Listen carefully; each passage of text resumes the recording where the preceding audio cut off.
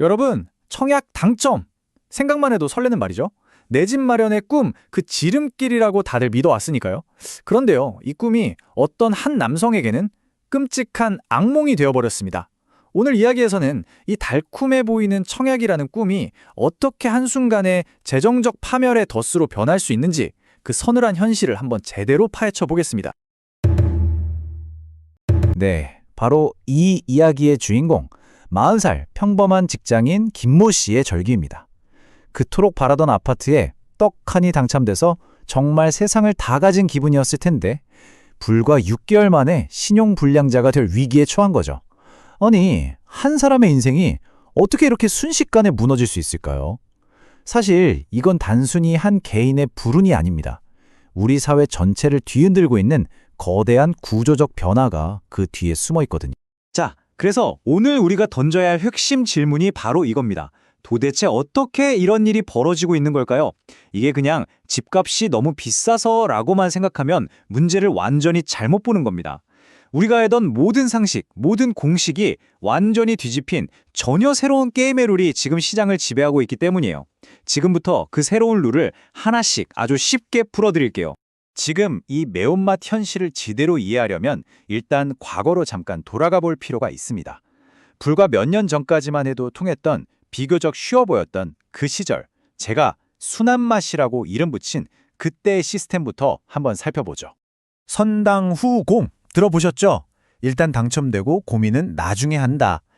부동산 가격이 계속 오르던 시절에는 이게 거의 진리나 다름없었어요. 당첨반되면 뭐 작은 문제는 어떻게든 굴러가겠지. 이런 믿음이 아주 팽배했죠.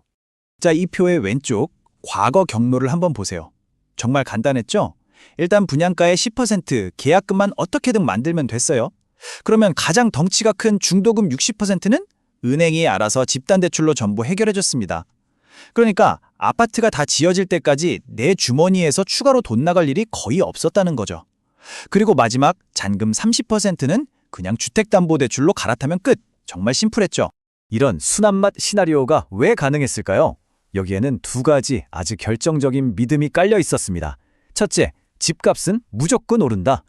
은행들도 분양가가 아니라 3년 뒤 입주할 때 오른 시세를 기준으로 LTV, 즉 주택담보대출 비율을 적용해줬거든요. 둘째, 전세라는 아주 강력한 플랜 B가 있었어요. 혹시 돌이 좀 모자라? 그럼 그냥 세입자 들여서 전세 보증금으로 잔금 치르면 끝났습니다. 하지만 이제 정신 바짝 차리고 2026년 현재로 돌아와 보겠습니다. 상황이 완전히 180도 달라졌습니다. 순한맛 라면인 줄 알고 뚜껑을 열었는데 혀가 타들어갈 것 같은 불닭볶음면이 들어있는 격이랄까요? 자, 지금부터가 진짜 생존 게임입니다. 다시 이 표를 보시죠. 이번엔 오른쪽 현재 칸에 집중해주세요. 차이가 한눈에 들어오죠? 계약금은 뭐 똑같다고 쳐요. 진짜 문제는 바로 중도금입니다. 예전엔 100% 대출로 해결됐던 이 중도금이 이제는 일부만 대출이 되고, 자, 분양가 10억 기준으로 보면 무려 2억 원을 순수하게 내 현금으로 공사기간 내내 나눠서 내야 하는 겁니다. 자, 그럼 구체적으로 얼마가 필요한지 한번 계산해 볼까요? 10억짜리 아파트라고 가정해 보겠습니다. 먼저 계약금 10%, 1억 원이죠. 이 1억 원은 당장 현금으로 있어야 합니다. 뭐 여기까지는 다들 예상하는 부분일 거예요. 그런데 진짜 충격은 바로 여기서 시작됩니다. 중도금 6억 중에 대출이 안 나오는 2억 원.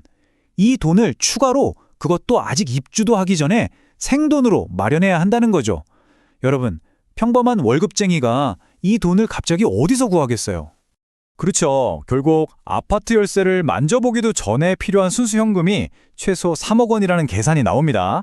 과거에 계약금 1억만 생각했던 사람들한테는 이건 정말 날벼락 같은 현실인 거죠. 여기서 1차로 멘붕이 오는 겁니다. 아니, 그럼 예전처럼 전세 놓으면 되잖아요? 라고 생각하시는 분들 분명히 계실 겁니다. 하지만 이 슬라이드가 보여주듯이 그 길은 이제 완전히 막혔습니다. 정부가 실거주 의무라는 족쇄를 채웠고 은행도 대출 조건으로 전입을 요구하거든요. 만약 이걸 어기면 대출 바로 회수당하고 큰일 나는 겁니다. 한마디로 플랜 B는 이제 없어요. 자, 중도금이라는 이 거대한 산을 어떻게든 넘었다고 칩시다.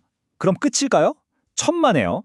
입주 때 잔금을 치러야 하는 마지막 순간에 LTV와 DSR이라는 두 명의 최종 보스가 쌍으로 나타나 여러분을 압박합니다. 첫 번째 보스는 LTV입니다. 주택담보대출 비율. 예전엔 70%까지도 넉넉하게 나왔는데 이제 규제 지역은 40에서 50%까지 뚝 떨어졌어요. 이건 뭐냐면 내가 빌릴 수 있는 대출의 총량 자체가 거의 반토막 났다는 뜻입니다. 하지만 진짜 정말 무서운 끝판왕은 바로 이 DSR입니다. 총 부채 원리금 상환 비율. 말이 좀 어렵죠? 쉽게 말해 LTV가 집값을 기준으로 돈을 빌려주는 거라면 이 DSR은 오로지 열어둔의 연봉만 봅니다. 당신 소득으로 이 빚을 감당할 수 있느냐 없느냐, 이게 안 되면 집값이 100억이라도 대출 한 푼 안 해주겠다는 아주 강력한 최후의 관문인 거죠. 자, 이 표를 보시면 정말 충격적인 현실이 그대로 드러납니다. 연봉 5천만 원 직장인이 10억짜리 아파트 잔금 대출을 받는다고 해보죠. 예전 같았으면 LTV 70% 적용해서 7억 가까이 대출이 나왔을 거예요. 그런데 지금은요, LTV로는 5억까지 가능해 보이지만 DSR이라는 최종 필터에 딱 걸려서 실제 받을 수 있는 돈은 고작 3억 원으로 뚝 떨어집니다. 그러니까 이게 무슨 말이냐면요. 총 분양가 10억 중에서 처음에 계약금이랑 중도금으로 내 현금 3억 냈죠.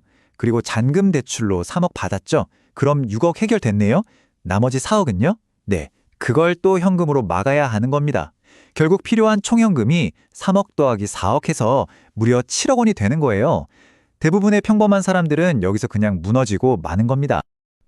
듣기만 해도 숨이 턱 막히죠. 그럼 그냥 포기해야 할까요? 아닙니다. 전략을 완전히 바꿔야 합니다. 어떻게든 되겠지라는 막연한 희망을 품고 달려드는 게 아니라요. 냉정하게 내 현실에서부터 거꾸로 계산해 나가는 역산 전략. 이것만이 유일한 생존법입니다.